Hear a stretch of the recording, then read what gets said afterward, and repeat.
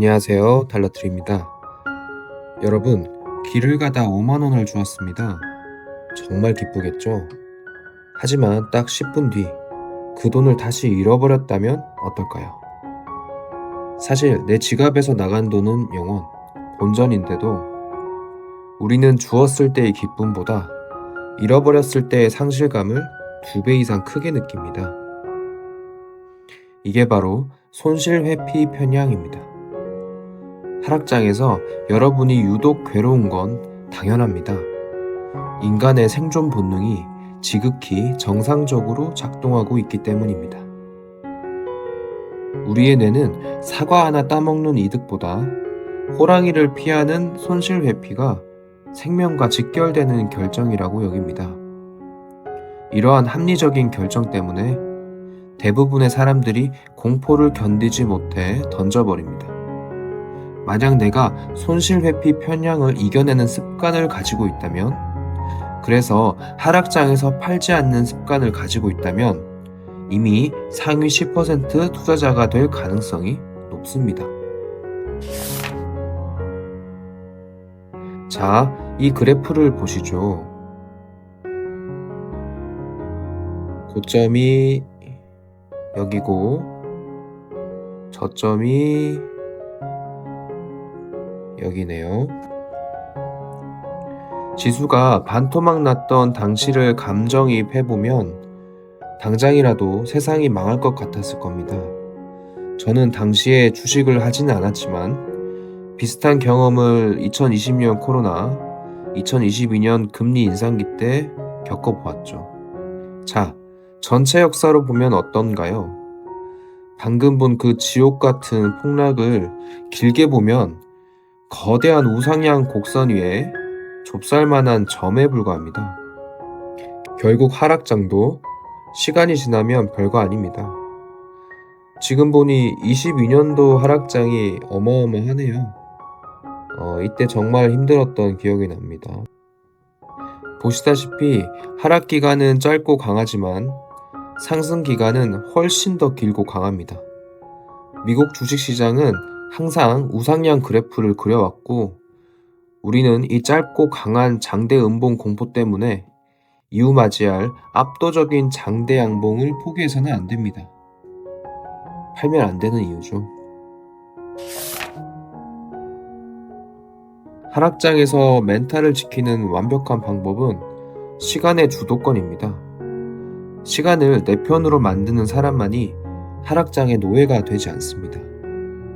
시간의 주도권을 진다는 건 단순히 오래 버티는 게 아니라 주식 수량을 더 늘릴 수 있는 기회를 잘 살리면 최종 승리자가 될 확률이 더욱 높아지는 겁니다.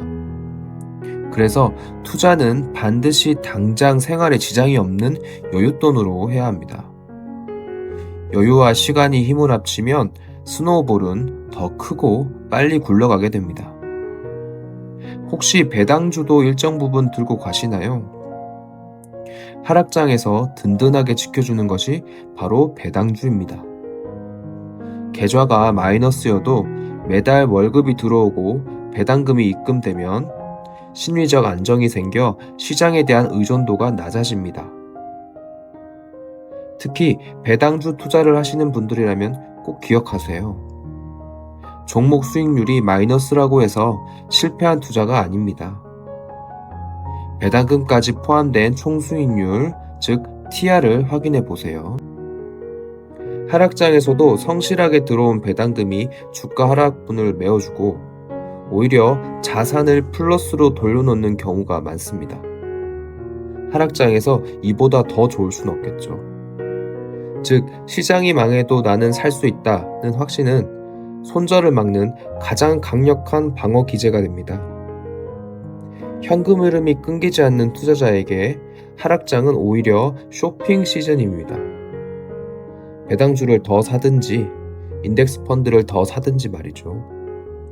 배당금을 다시 재투자하면 주가가 낮을 때 더 많은 수량의 주식을 살 수 있어 복리 효과가 기하급수적으로 늘어납니다. 특히 배당주 중에서도 필수 소비재 기업에 주목해야 합니다. 시장에 하락장이 찾아오고 경기가 무너져도 걱정을 덜 수 있습니다. 어쨌든 사람들은 여전히 먹고 마시고 씻기 때문이죠. 최근 마이크로소프트, 세일즈포스, 팔란티어 등 소프트웨어 주식들이 크게 하락하였지만 코카콜라, 월마트 등의 필수 소비재 같은 방어주는 존재감이 명확했습니다. 기술주 몰빵 투자가 얼마나 리스키한지, 필수대 투자가 왜 필요한지 느끼게 해주는 시간이었습니다.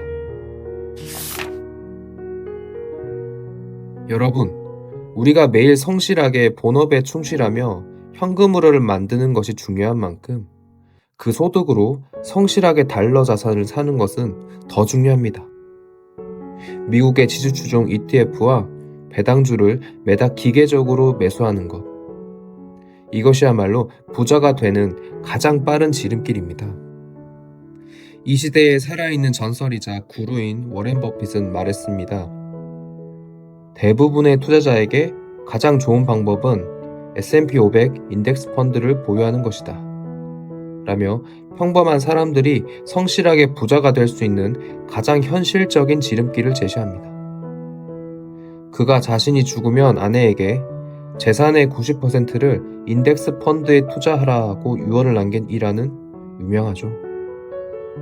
그렇다면 언제, 어떻게 사면 좋을까요?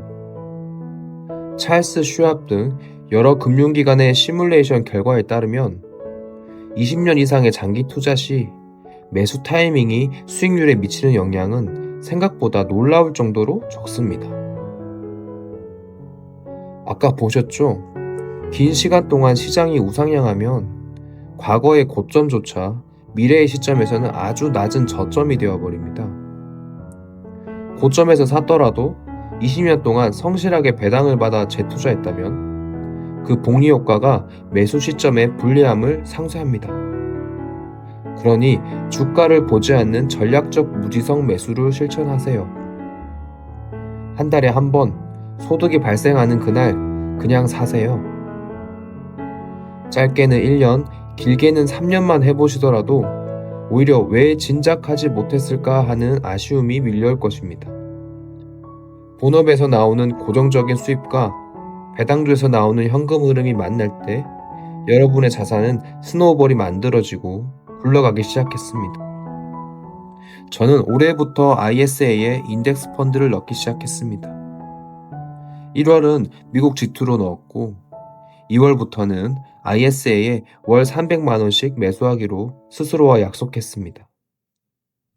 ISA 계좌에 2천만원 한도가 차면 G2로 전환할 예정입니다. 어느 날 뉴스와 유튜브에서 오늘부로 공식적인 베어마켓에 진입했습니다 라는 코멘트와 기사가 쏟아지는 순간 너무 괴로워 힘드실 수 있습니다. 주가가 고점 대비 20% 이상 하락하고 있다는 의미이기 때문입니다. 지수를 추정하는 ETF를 보유하고 있다면 주식이 참 쉬워집니다. 굳이 손절할지 말지 고민할 필요가 없기 때문이죠. 그래도 너무 괴로우시다면요. 지금 당장 주식 앱을 지우고 소중한 본업과 일상으로 돌아가세요.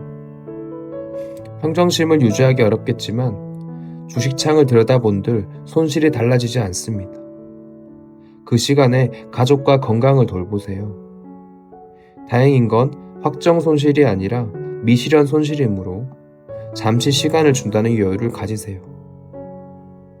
다만 하락장에서 평정심은 의지력이 아니라 지갑의 여유와 성실한 현금 흐름에서 나옵니다. 본업에 더욱 충실해야겠죠. 그렇습니다. 시장은 요동쳐도 여러분의 일상은 단단해야 합니다. 하락장에서 묵묵히 수량을 견딘 여러분은 다음 강세장에서 황소가 나타나 반드시 그 보상을 가져다 줄 것입니다.